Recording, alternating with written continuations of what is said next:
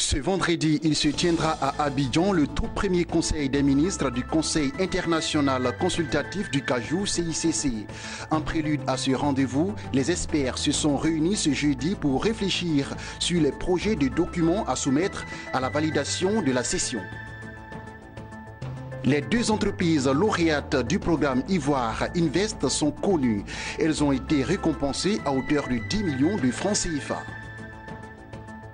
Le compendium des compétences féminines de Côte d'Ivoire, COCOPSI, répertorie les compétences en Côte d'Ivoire. 5 villes sont concernées par ce programme qui vise à renforcer la visibilité et la participation des femmes aux instances de décision. Vous suivez le journal des Business 24 Africa. Bonsoir à tous et à toutes. En prélude au tout premier conseil des ministres du Conseil international consultatif du Cajou, CICC, qui se tient ce vendredi à Abidjan, les experts se sont réunis ce jeudi pour se pencher sur les projets des documents à soumettre à la validation de la session des ministres issus d'une dizaine de pays africains. Jérémy Aouré, Léon Gilbert. Prennent part à cette réunion du Conseil international consultatif du Cajou, CICC, une quarantaine d'experts, consultants et hauts fonctionnaires de 10 pays, à savoir le Bénin, le Burkina Faso, le Cameroun, le Ghana, la Guinée-Bissau, le Mali, le Mozambique, le Sénégal et le Togo. Ils vont, avec la partie ivoirienne, examiner et passer au peigne fin les dossiers sur lesquels plancheront les ministres, avec en prime l'opérationnalisation du CICC et du secrétariat exécutif. Clairement démontré que transformer localement l'ensemble de la production africaine d'anacarde, qui représente 1,5 million de tonnes, permettrait de créer plus d'1 million d'emplois directs et plus de 3 millions d'emplois indirects dans divers domaines. Les défis demeurent à relever avec la collaboration de tous les pays, d'où l'intérêt de la rencontre d'Abidjan.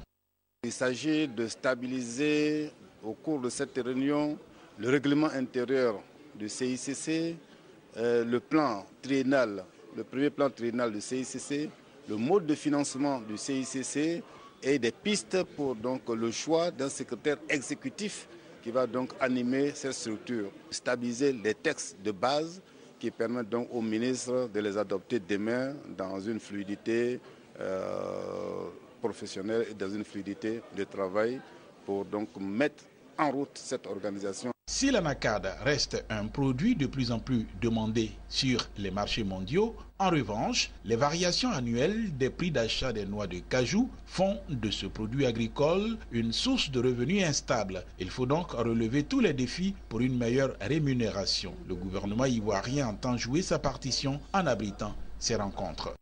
C'est un honneur pour la Côte d'Ivoire et c'est la confiance renouvelée des pays producteurs donc de cajou à l'endroit de notre pays. Donc la Côte d'Ivoire relève le défi donc, disons, de l'opérationnalisation de cette structure qui a été portée sur les fonds baptismaux à Abidjan en 2016. Donc nous devons féliciter le Conseil du coton et de l'anacarde pour ce travail important qui a abouti à cette mobilisation que nous constatons ce matin et qui augure d'excellents travaux. Le Conseil international consultatif de Cajou, qui a son siège à Abidjan, a été créé en novembre 2016. C'est une organisation internationale chargée de promouvoir le développement durable du cajou dans le monde. Après plusieurs mois de travail, les deux entreprises lauréates du programme Ivoire Invest 2017 sont connues. Le programme qui consiste à aider les jeunes entreprises à se développer a permis aux deux lauréats de partir chacun avec un chèque d'une valeur de près de 10 millions de francs CFA. Marie-Josée Kwasi et Sorochelina. Les deux lauréats du programme Ivoire Invest 2017 sont connus. Les entreprises Gabea et Alomiam ont séduit le jury par leur vision et leur capacité à créer de la richesse. Le financement alternatif répond à la question des banques qui ne nous aident pas pour nos besoins en fonds de roulement, pour nos besoins en investissement. Donc on a suivi EIC Corporation, on a vu qu'il y avait des opportunités derrière. Si on présentait un dossier solide, un business plan solide, si on avait une entreprise qui fonctionnait correctement avec des chiffres d'affaires et des états correctement faits, on pouvait avoir un financement. C'est ce qu'on a fait. Grâce à Dieu, les choses sont passées correctement, on a pitché et puis bon, on a été les premiers. À chaud, c'est que des impressions de joie, de gaieté. Maintenant, il faut, comme l'a dit le doyen, faire fructifier cet argent que nous avons reçu. Deux critères, mais des critères non financiers. Le premier critère que nous avons regardé était d'abord leur personnalité, les visions, les capacités en fait à créer de la valeur et de la richesse. Donc il y a eu un travail qui a été fait sur les personnalités, premièrement, parce qu'elles n'avaient pas forcément des choses à montrer parlant du patrimoine. Voilà, donc c'était la première valeur, regardez. La seconde valeur, c'était maintenant de regarder un peu ce qu'elles ont dans leur business. Donc nous avons réalisé l'audit, la due diligence stratégique qui nous a permis de voir un peu le management, de voir un peu l'organisation de l'entreprise, de voir un peu la structuration des offres, des produits. Et de tout ça, nous avons aussi fait des visites terrain pour voir concrètement ce qu'elles font exactement, comment est-ce qu'elles vendent les services et tout ça. Donc c'est au sus de toute cette approche que nous avons donc décidé donc d'investir en elles. Initié par le club d'investissement EIC Corporation, ce programme consiste à aider les jeunes entreprises à se développer. À travers cet investissement, EIC Corporation s'engage à accompagner les entreprises sur une longue période. Et aujourd'hui, en investissant dans ces entreprises, mais c'est un partenariat que nous établissons avec elles sur 5 ans. Voilà. Donc en 5 années, nous allons travailler à assainir le management puisque nous allons leur apporter l'appui sur le plan fiscal, le plan comptable, le plan management et tout ça. Dans la dynamique de toujours aller de l'avant, le président directeur général de EIC Corporation a présenté ses perspectives qui sont principalement basées sur le développement des clubs d'investissement dans plusieurs autres pays africains. Alors nous sommes dans le dernier trimestre de l'année. Dans 2 mois, nous aurons notre convention annuelle qui est notre rencontre législative où nous lisons notre bilan annuel de 2017. Et en termes de perspectives, nous allons continuer la progression de nos clubs d'investissement parce que ça reste quand même le fond de notre organisation. On est plus connu sur ce label club d'investissement. Et voilà, donc aujourd'hui, nous sommes à peu près 160 clubs d'investissement pour 12 pays impactés. Nous souhaitons étendre cette dynamique sur le continent africain. L'année prochaine, pourquoi pas 10 nouveaux pays dans notre dispositif et atteindre le cap critique de 1000 clubs d'investissement d'ici 2020.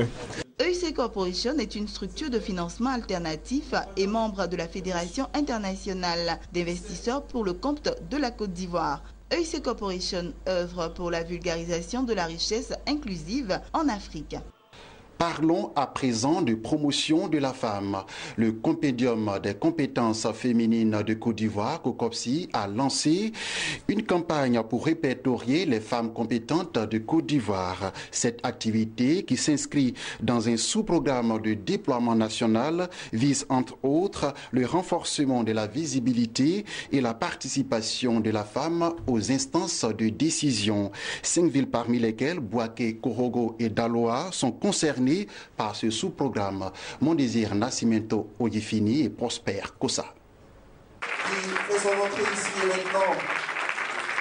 5 années après sa mise en œuvre à Abidjan, la capitale ivoirienne, le COCOPSI, Compendium des compétences féminines de Côte d'Ivoire, s'étendra aux autres villes de Côte d'Ivoire. Ce jeudi, le sous-programme dénommé Déploiement national a été lancé. Un sous-programme qui permettra de renforcer d'une part la visibilité du genre, appuyer la participation et le leadership des femmes dans la gestion des affaires de la cité pour en faire des modèles de développement d'autre part.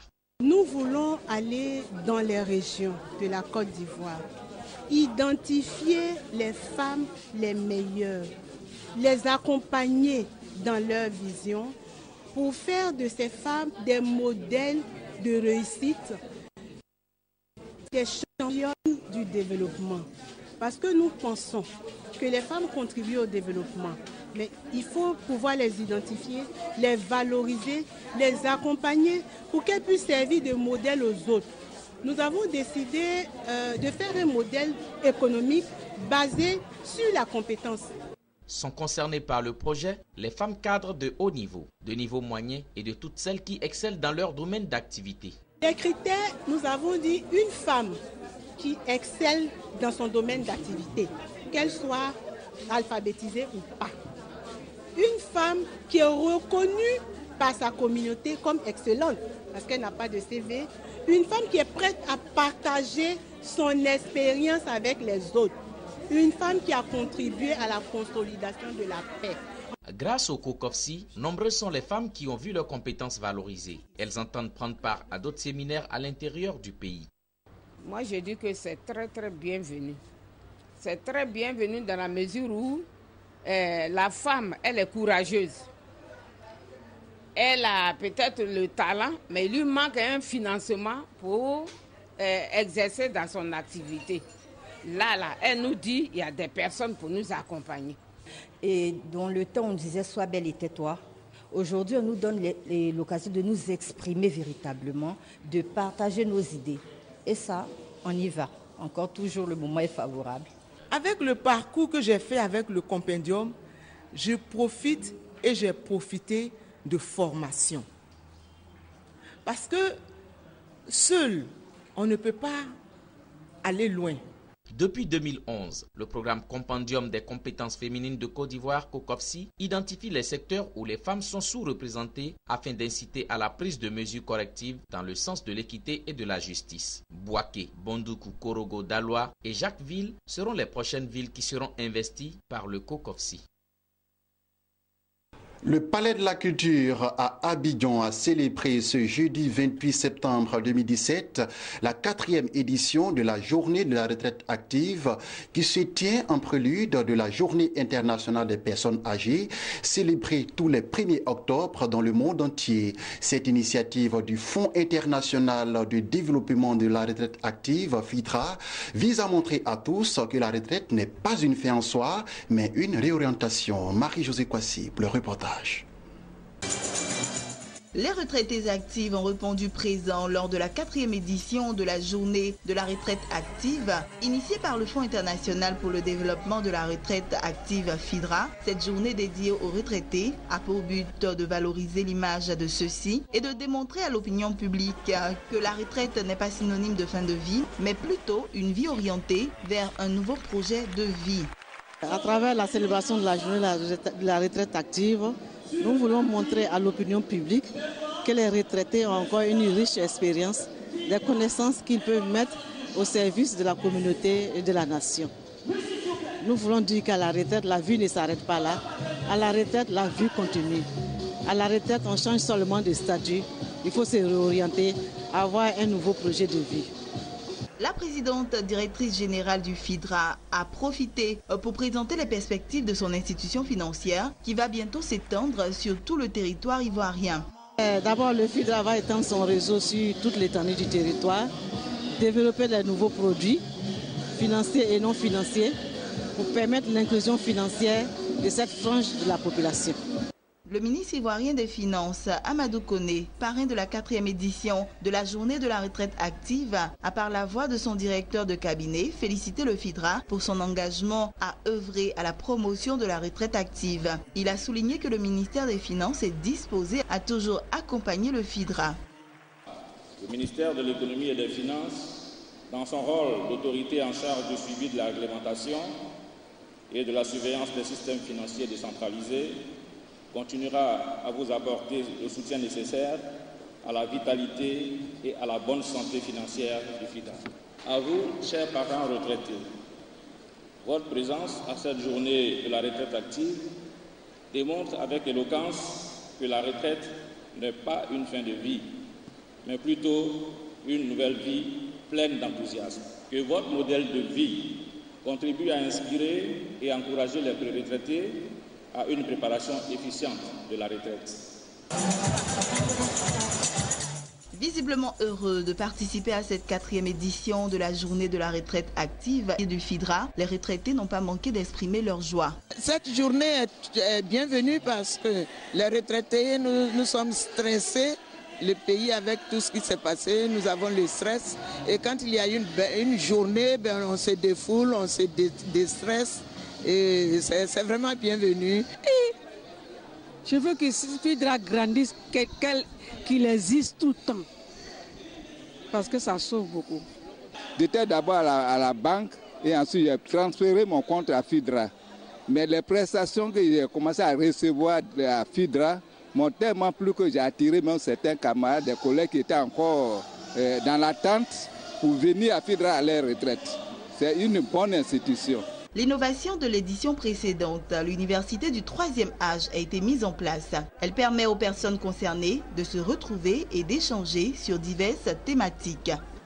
C'est une université d'échange d'idées avec des spécialistes qui vont communiquer ce qu'ils savent à ceux qui sont en face d'eux.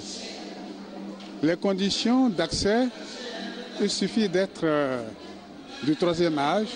Le Fonds international pour le développement de la retraite active, FIDRA, est une institution financière qui œuvre à la promotion de la retraite active. Le FIDRA met à la disposition de sa cible des produits financiers de prêt, d'épargne et bien d'autres.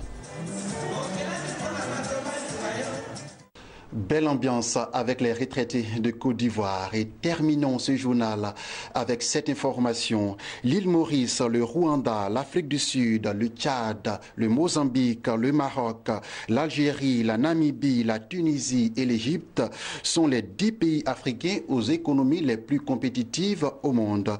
Selon le Forum économique mondial qui vient de publier l'édition 2017-2018 de son rapport global annuel sur la compétitivité.